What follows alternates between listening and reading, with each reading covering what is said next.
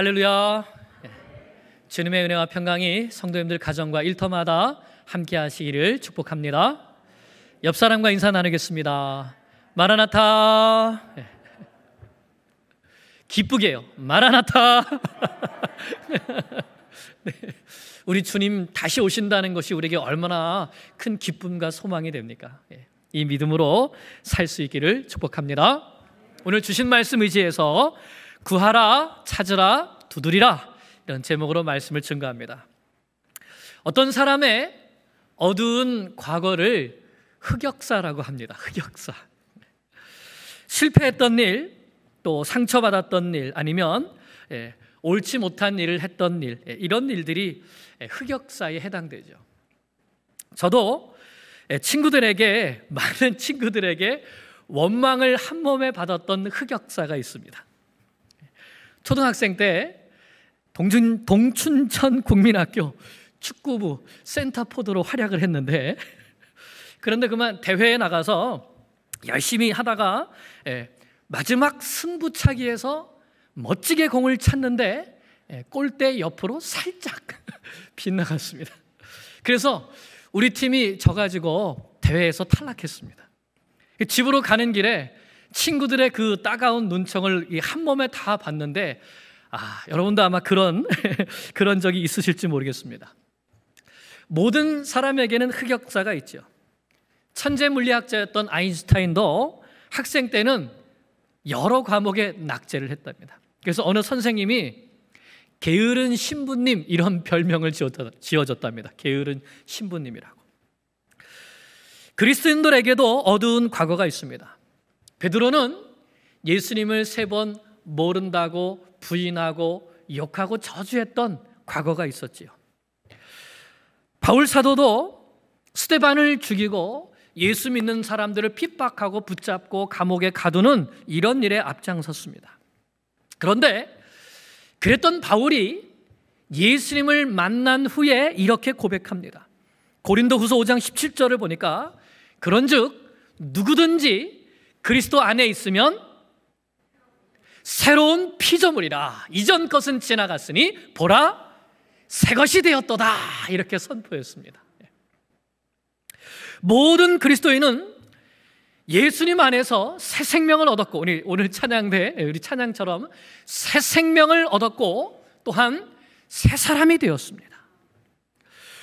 그리고 날마다 예수님을 바라보면서 변화된 삶을 살아가는 사람이 바로 그리스도인입니다. 그러므로 과거를 묻지 마세요. 옆 사람에게 한번 말해주세요. 제 과거를 묻지 마세요. 과거에 저는 죽었습니다. 네. 하나 더 할까요? 과거를 잊어주세요. 그렇습니다. 어떤 분이 이런 고백을 했는데요. 과거를 묻는 그리스도인만큼 어리석은 사람은 없습니다. 하나님 앞에 자신 있게 고개를 들 수 있는 사람은 아무도 없기 때문입니다. 저 역시 어두운 과거를 가지고 있습니다. 그러나 주님께서는 나의 추악한 과거를 정죄하지 않으시고, 나를 위해 대신 죽어주시고, 나에게 새 생명을 주셨고, 그리고 오늘도 나를 새롭게 빚어가고 계십니다. 어제는 추악한 죄인이었지만 오늘은 또다시 새 사람이 되었습니다. 이게 바로 그리스도인이죠. 그래서 사도 바울도 이렇게 고백했습니다. 고린도후서 4장 16절 하반절에 보니까, 우리의 겉사람은 후패하나 낡아지나 우리의 속사람은 날로 새로워지도다, 이렇게 말했습니다. 아멘이십니까? 이 말을 다른 말로 표현하면, 우리의 겉사람은 낡아지지만 속사람은 날로 새로워진다. 이것을 다른 말로 표현하면, 그리스도인은 겉과 속이 다른 사람입니다. 우리는 겉과 속이 다른 그리스도인인 것이죠. 겉사람은 낡아져도 속사람은 날마다 예수 그리스도 안에서 새 사람이 되고 그리스도를 닮아가는 새 사람이 되기 때문입니다. 우리가 정말 성경적인 의미에서 겉과 속이 다른 그리스도인이 되기를 축복합니다. 그래서 예수님께서 비판하지 말아라. 과거를 묻지 말아라. 과거를 잊어라 말씀하셨습니다. 그런데요, 우리가 이 비판하지 말라는 이 말씀에 순종하려고 할 때 자칫 잘못하면 무분별하게 모든 것을 그냥 다 받아들이기가 쉽습니다. 죄도 받아들이고 거짓도 받아들이고 심지어는 이단까지도 받아들일 수 있는 것이죠. 세속주의, 인본주의, 종교다원주의, 동성애까지 비판 없이 다 받아들이는 경우가 얼마나 많이 있습니까? 교회 안에. 그러면 그 교회는 더 이상 교회가 아닌 것이죠. 왜요? 진리를 타협하기 때문에. 그럼 우리가 사사롭게 잘잘못을 따지는 비판은 하지 말아야 하지만 진리 안에서 옳고 그름을 정확하게 분별하는 이 영적인 분별력은 반드시 가지고 있어야 됩니다. 그래서 예수님께서는 비판하지 말라는 이 말씀 다음에 우리가 영적인 분별력을 바로 갖도록 바로 이 말씀을 주신 것입니다. 6절입니다. 시작. 거룩한 것을 개에게 주지 말며 너희 진주를 돼지 앞에 던지지 말라. 그들이 그것을 발로 밟고 돌이켜 너희를 찢어 상하게 할까 염려하라. 그랬습니다. 여기에서 거룩한 것, 또 진주는 그야말로 신성하고 귀한 것을 상징합니다. 반면에 개와 돼지는 부정한 것, 거룩하지 못한 것, 이런 것을 말씀하는 것이죠. 그러므로 이 말씀은 부정한 것들이 거룩하고 귀한 것들을 발로 밟고 찢어서 상하게 하지 않도록 하라는 것입니다. 그러면 무엇이 거룩하고 귀한 것일까요? 사람을 거룩하게 하는 하나님의 말씀이 거룩한 것입니다. 영혼을 구원하는 예수 그리스도의 십자가의 복음이 귀한 것입니다. 또한 거룩한 성도들의 모임인 교회가 거룩하고 귀한 것이죠. 그런데 우리가 진리의 말씀을 옳게 분별하지 않고 그냥 아무렇게나 내버려 두게 되면 결국 속된 것들이, 거룩하지 않은 것들이, 부정한 것들이, 이 세상의 것들이 거룩한 교회를 찢고 상하게 하는 것이죠. 그래서 예수님께서 그것을 주의하라고 말씀하신 것입니다. 오늘날은 교회와 성도가 이 거짓된 것 때문에, 거룩하지 못한 것 때문에 타락하기 쉬운 시대입니다.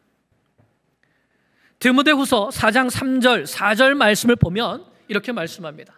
때가 이르리니, 말세의 때를 가르쳐 주시는데 때가 이르리니 사람들이 바른 교훈을 받지 아니하며, 바른 교훈은 받지 않고 귀가 가려워서 자기의 사역을 따를 스승을 많이 두고 또 그 귀를 진리에서 돌이켜 허탄한 이야기를 따르리라 이렇게 말씀합니다.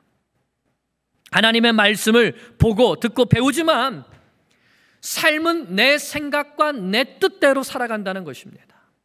그래서 분명히 성경에서 뭐 돈을 빌려주고 이자를 받고 이런 거 하지 말라고 하셨는데 어느 교회에서 권사님들끼리 계를 했어요. 계를. 권사님들끼리 계 모임을 했는데 그 중에 한 권사님이 그걸 또 가지고 도망쳤네요. 그래서 그 권사를 잡아야 된다 말아야 된다 뭐 이렇게 하고 있고요. 또 어떤 교회는 어느 안수 집사가 좋은 사업을 한다고 성도들을 모아가지고서는 자기 사업에 투자하게 하고서는 자기도 망하고 같은 성도들도 망하게 하고 이런 일이 있습니다. 아마 여러분들도 이보다 더한 이야기도 아마 뭐 교회에서 이런 일이 있었다 하는 일도 아마 들어보셨을 겁니다.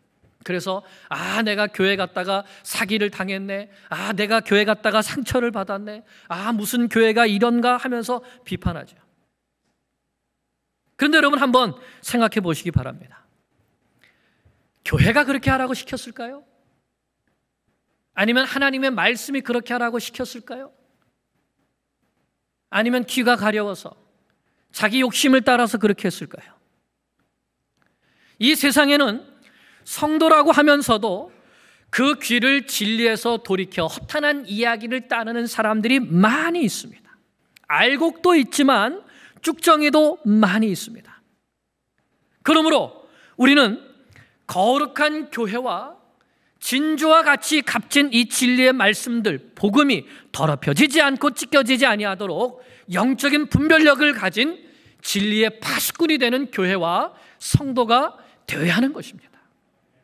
이처럼 영적인 분별력을 우리가 가지게 될 때에 그때 우리는 분명히 거룩한 것들을 지킬 수가 있게 되는 것이죠.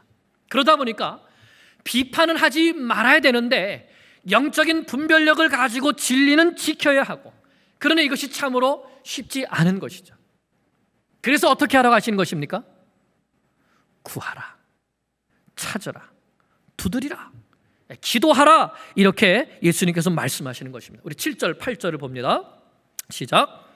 구하라, 그리하면 너희에게 주실 것이요, 찾으라, 그리하면 찾아낼 것이요, 문을 두드리라, 그리하면 너에게 열릴 것이니 구하는 이마다 받을 것이요, 찾는 이는 찾아낼 것이요, 두드리는 이에게는 열릴 것이니라. 아멘. 이 말씀은 우리가 기도를 생각할 때에 가장 많이 떠오르는 말씀 중에 하나입니다. 구하라, 찾으라, 문을 두드리라. 그런데 우리는 이 말씀이 어떤 상황과 어떤 문맥 가운데서 주신 말씀인지 잘 생각하지 않지요.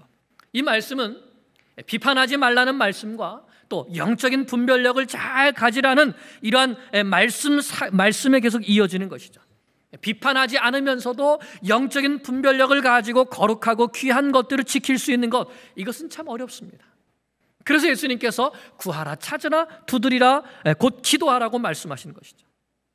성경에서 구하다, 찾다 하는 이 동사는요, 특별히 하나님의 지혜를 찾는 것, 하나님의 지혜를 추구하는 것과 많은 연관이 있습니다.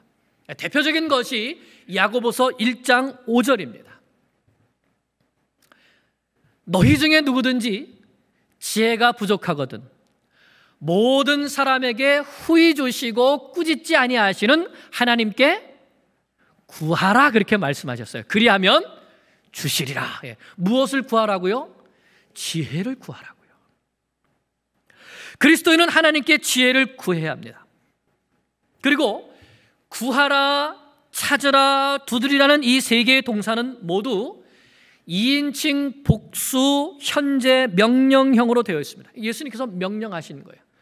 그리고 이 헬라어의 현재 명령형은 지속적인 동작의 반복을 의미합니다. 그러니까 계속하라는 것이죠.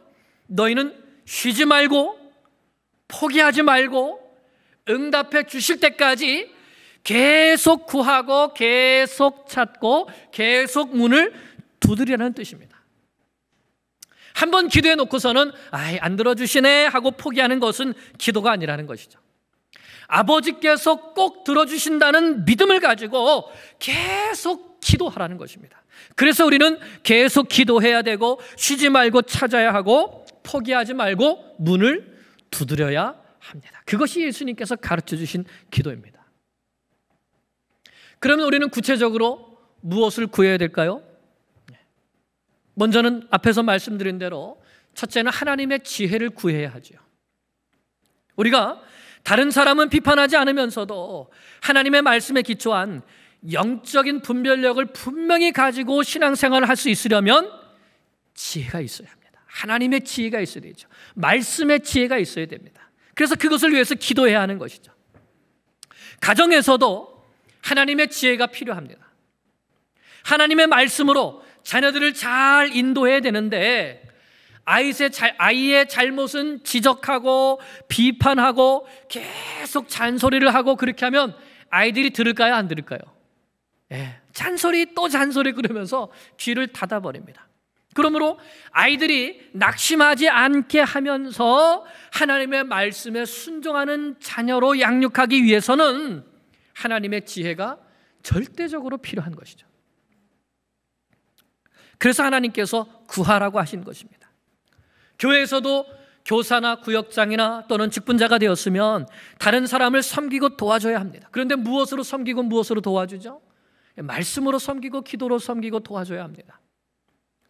그런 직분을 감당하려면, 그래서 비판하지 않고 영적인 분별력을 가지고 말씀과 기도로 잘 섬기려면 하나님께로부터 오는 지혜가 반드시 필요합니다. 그래서 주님께서 구하라고 하신 것입니다.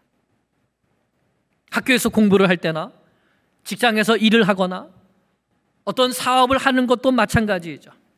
하나님께서 주시는 지혜를 가지고 분별하지 않으면 하나님을 기쁘시게 하는 결정, 하나님을 기쁘시게 하는 열매를 맺을 수가 없습니다. 그래서 우리는 늘 하나님의 지혜를 주세요. 하나님의 지혜를 주세요. 이렇게 계속 쉬지 않고 끊임없이 구해야 하는 것입니다. 또한 신앙생활을 할 때 우리가 구해야 될 것이 무엇인가? 나에게 부족하고 모자란 것들이 있습니다.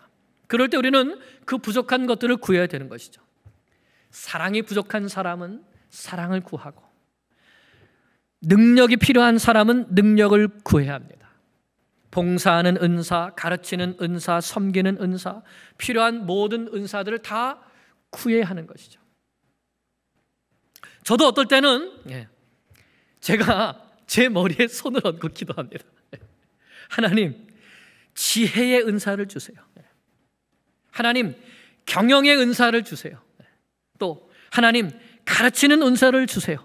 이렇게. 그러면 하나님께서 응답해 주셔서 제가 생각하지 못했던 것들이 생각나게 하시고, 또 방향을 가르쳐 주시고, 깨닫지 못했던 것들이 깨닫게 주셔서 가르치고 또 교회를 이끌어 가는데 하나님께서 인도해 주십니다.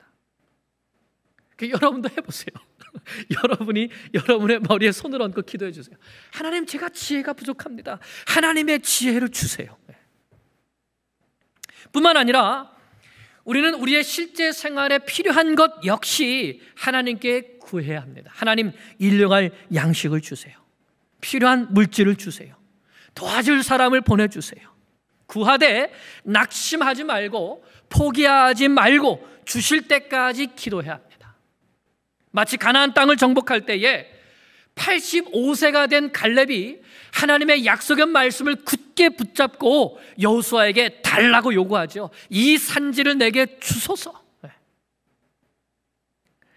그런 적극적인 자세로 구해야 하는 것이죠. 그러면 약속하신 하나님께서는 반드시 약속하신 대로 지혜와 은사와 필요를 채워 주십니다.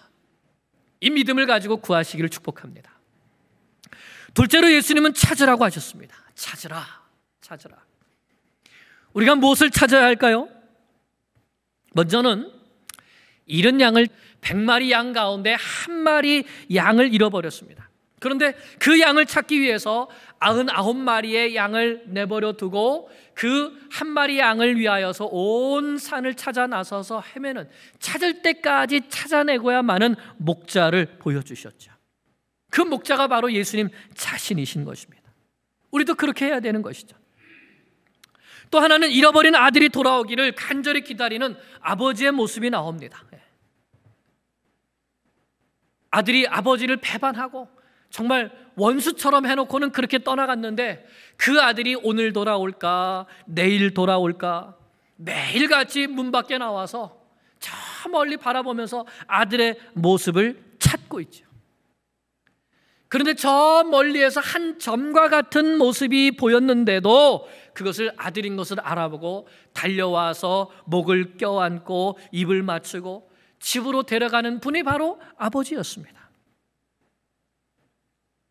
여러분, 아이를 잃어버렸는데 집에서 두 다리 쭉 뻗고 잠을 잘 엄마가 있을까요?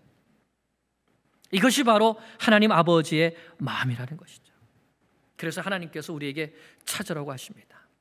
찾아라. 나의 잃어버린 자녀들을 찾아라. 그러므로 우리는 잃어버린 영혼들이 하나님 아버지께 돌아오도록 부지런히 찾아서 하나님께로 인도해야 합니다.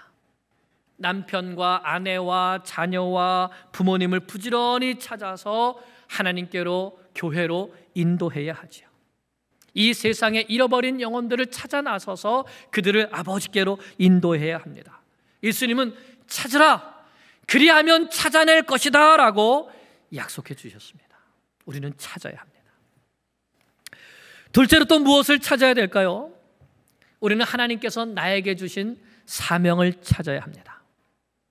예수님께서 지금까지 말씀해 주신 것처럼 이 땅에 보화를 쌓아두는 삶이 아니라 저 하늘에 보화를 쌓아두는 삶을 살아야 되는데, 먼저 그의 나라와 그의 의를 구하는 삶을 살아야 되는데, 그러기 위해서는 나에게 주신 사명이 무엇인가, 이것을 우리가 찾아야 되는 것이죠. 하나님, 제가 무엇을 하기 원하십니까? 제가 어떤 일을 통해서 하나님께 영광 돌리기를 원하십니까? 이것을 찾아야 되는 것이죠. 가르쳐 주세요. 그래서 그 사명을 찾을 때까지 간절히 기도하고, 그리고 찾았으면 충성해야 하는 것입니다. 1년 하고 2년 하고 그만둘 것이 아니라 하나님께서 나를 부르실 때까지 그 일에 계속 충성해야 되는 것이죠. 하나님께서 맡겨주시고 세워주신 자리에서 끝까지 충성해야 하는 것입니다. 이런 양을 찾고 사명을 찾아야 됩니다. 마지막으로 예수님은 문을 두드리라고 하셨습니다. 문을 두드리라. 그러면 어떤 문을 두드려야 될까요? 첫째로 우리는 전도의 문을 두드려야 됩니다. 전도의 문을요. 복음의 마음을 닫고 사망으로 달려가는 사람들의 마음의 문을 두드려야 하는 것이죠. 사도 바울은 자신이 감옥에 갇혀 있으면서도 골로새 교회의 성도들에게 이렇게 기도해달라고 요청했습니다.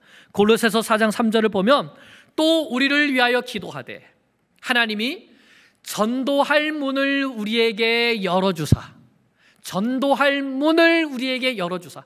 감옥에 있으면서도 우리가 전도할 수 있도록 하나님께서 전도할 문을 열어주시도록 기도해 주세요. 그래서 그리스도의 비밀을 우리가 담대히 말할 수 있도록 구하라, 이렇게 말씀하고 있는 것입니다. 우리도 전도의 문을 열어달라고 기도해야죠. 그리고 그 문이 열릴 때까지 열심히 두드리면서 전도하면서 또 기도해야 합니다. 하나님, 죽어가는 저 영혼의 마음문을 열어주세요. 아버지의 마음문을 열어주세요. 어머니의 마음문을 열어주세요. 자녀의 마음문을 열어주세요. 친구의 마음문을 열어주세요. 계속 기도하며 두드려야 합니다. 그러면 너희에게 열릴 것이라. 계속 기도하며 두드리면 열릴 것이라 약속해 주셨습니다. 또 막혀진 선교의 문을 계속 두드리는 기도를 해야 되겠죠. 특별히 이슬람권과 또 불교권, 선교의 문이 열리지 않아서 안타까워하는 선교사님들이 얼마나 많이 있습니까? 그 문이 열리도록 우리는 두드리며 기도해야 합니다. 예수님, 우리가 이렇게 구하고 찾고 두드리면 받을 것이고 찾아낼 것이고 열릴 것이라고 약속해 주셨습니다. 구하라, 찾으라, 두드리라, 여기가 끝이 아니고 명령하신 주님은 약속하셨어요. 받게 될 것이다, 찾아내게 될 것이다, 열리게 될 것이다, 약속해 주셨습니다. 그러므로 오늘 이 약속을 신뢰하고 우리는 믿음으로 기도해야 됩니다. 9절부터 예수님은 우리의 기도의 대상이신 하나님이 어떤 분이신가를 가르쳐 주시고 계십니다. 하나님은 우리의 아버지가 되시죠. 우리에게 가장 좋은 것을 주시기 원하시는 분입니다. 때로 보면 아이들이 부모님께 달라고 하는 것과 부모님이 아이들에게 주려고 하는 것이 다를 경우가 많이 있죠. 아이는 이가 썩어가는지도 모르고 달콤한 사탕을 계속 달라고 하죠. 사탕 줘요, 사탕 줘요. 그러나 부모님은, 엄마는 사탕이 아니라 몸에 유익하고 건강한 것들을 주기 원하는 거예요. 때로는 우리가 아이와 같이 구하죠. 무엇을 찾고 구하고 두드려야 되는지는 배웠지만 엉뚱한 것을 구하면서 때를 쓸 때가 있습니다. 하지만 우리는 하나님 아버지의 마음을 알아야 합니다. 가장 좋은 것을 우리에게 주시고자 하는 아버지의 마음을 알아야 하는 것이죠. 예수님의 비유가 참 재미있습니다. 아이가 떡을 달라고 하는데 돌을 주고, 생선을 달라고 하는데 뱀을 줄 아버지가 어디 있겠느냐. 우리 하늘 아버지도 우리에게 가장 좋은 것을 주시는 분이라는 것입니다. 그러므로 내가 구하고 찾고 두드리는 것들을 안 주신다고 해서 삐지고 토라지고 하시면 안 돼요. 또는 내가 원하는 때에 안 주신다고 해서 원망해서도 안 되는 것이죠. 하나님은 우리에게 가장 좋은 것을 가장 좋은 때에 반드시 주시는 분이십니다. 무엇보다 우리에게 가장 좋은 것을 주신다고 하셨는데 그것은 바로 성령님을 가리킵니다. 누가복음 11장 13절을 보면 너희가 악할지라도 좋은 것으로 자식에게 줄 줄 알거든 하물며 너희 하늘 아버지께서 구하는 자에게 성령을 주시지 아니하겠느냐, 예수님께서 말씀하셨습니다. 성령님은 우리에게 지혜와 능력을 주시고 우리가 무엇을 구해야 하는가를 가르쳐 주시는 분이십니다. 뿐만 아니라 성령님은 우리를 위하여서 기도해 주시는 분이시죠. 로마서 8장 26절을 보면 이와 같이 성령도 우리의 연약함을 도우시나니, 우리의 연약함이 있습니다. 지혜가 부족합니다. 능력이 부족합니다. 무엇을 구해야 될지 알지 못합니다. 그런데 성령께서 우리의 연약함을 도우셔서 우리는 마땅히 기도할 바를 알지 못하나 오직 성령이 말할 수 없는 탄식으로 우리를 위하여 친히 간구하시느니라 말씀하셨습니다. 그럼 우리는 항상 성령님께 도와달라고 요청해야 되는 것이죠. 하나님, 성령님, 내가 무엇을 구해야 될지 가르쳐 주세요. 성령님, 무엇을 찾아야 될지 가르쳐 주세요. 그리고 찾을 수 있도록 도와주세요. 성령님, 누구의 문을 두드려야 될지 가르쳐 주세요. 그리고 그 마음의 문이 열리도록 도와주세요. 그러면 하나님께서 반드시 일하시고 반드시 구하는 것을 주실 것을 믿습니다. 구하라, 찾으라, 두드리라. 구하라, 찾으라, 두드리라. 점점 적극적인 자세로 변화되죠. 우리의 기도가 이래야 된다는 것을 말씀하는 것입니다. 그러면 받게 되고 찾아내게 되고 문이 열릴 것을 약속해 주셨습니다. 우리가 이 약속을 믿고 적극적으로 구하고 찾고 두드리는 하나님의 자녀들이 되기를 간절히 축복합니다. 이제 결론입니다. 12절입니다. 시작. 그러므로 무엇이든지 남에게 대접을 받고자 하는 대로 너희도 남을 대접하라. 이것이 율법이요 선지자니라. 그러므로라는 이 말은 예수님께서 이제까지 하신 말씀, 비판하지 말라, 영적인 분별력을 가지라, 그리고 구하고 찾고 두드리라 하는 이 말씀이 다 이어지는 말씀인 것을 보여줍니다. 그러니까 비판하지 말고 영적 분별력을 가지고 기도하면서 우리가 어떠한 삶을 살아가야 되는가? 남에게 대접받고 싶은 대로 남을 대접하는 삶을 살아가야 하는 것입니다. 내가 좋은 것은 다른 사람도 좋고 내가 싫은 것은 다른 사람도 싫어하기 마련이죠. 사람은 누구나 대접받고 싶어하는 마음이 있습니다. 선물도 받고 싶고 인정도 받고 싶고 사랑도 받고 싶고 섬김도 받고 싶은 것이 인간의 마음이죠. 그러므로 내가 먼저 대접한다면 하나님께서 기억하시고 우리도 대접을 받게 해 주실 것입니다. 무엇보다도 천국에서 큰 상급으로 하나님께서 대접받게 해 주실 것입니다. 갚아주실 것입니다. 그러니 내가 대접받고 싶은 그대로 내가 먼저 남을 대접하라 말씀하셨습니다. 어떤 사람이 산에 올라가서 자기를 너무너무 힘들게 하는 사람이 있어가지고 그 사람을 생각하면서 산에다가 이렇게 소리를 질렀어요. 야, 이 나쁜 놈아! 하고 소리를 질렀어요. 그러니까 무슨 소리가 들렸을까요? 야, 이 나쁜 놈아, 나쁜 놈아, 나쁜 놈아 하고 누구에게 들려오는 거예요? 다시 나에게 들려오는 거예요. 나는 한 번만 했는데 몇 번 나에게 다시 돌아오는 거예요. 근데 반대로 사랑해! 라고 외치니까 뭐라고 들려올까요? 사랑해, 사랑해, 사랑해 하고 들려오는 것이죠. 우리의 삶은 마치 이 메아리와 같습니다. 여러분, 다른 사람을 비판하지 말고 칭찬하고 격려하십시오. 우리 노력수 선교사님께서 하루에 한 번 칭찬하기 계속 여러분 실천하시기 바랍니다. 그러나 영적인 분별력을 가지고 거룩한 것을 버리는 그런 지혜 없는 사람이 되어서는 안 되겠죠. 그래서 지혜를 구해야 합니다. 또 은사를 달라고 구해야 되죠. 잃은 양을 찾고 사명을 찾아야 합니다. 전도의 문을 두드리고 선교의 문을 두드려야 합니다. 하나님께서 약속하신 가장 좋은 성령을 주셔서 구하는 것에 넘치도록 응답해 주시도록 우리는 구해야 하는 것이죠.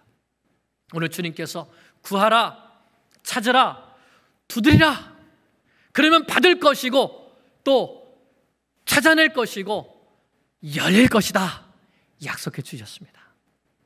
이 약속을 붙들고 쉬지 않고 기도하는 주의 성도들 되시기를 간절히 축원합니다. 기도드리겠습니다.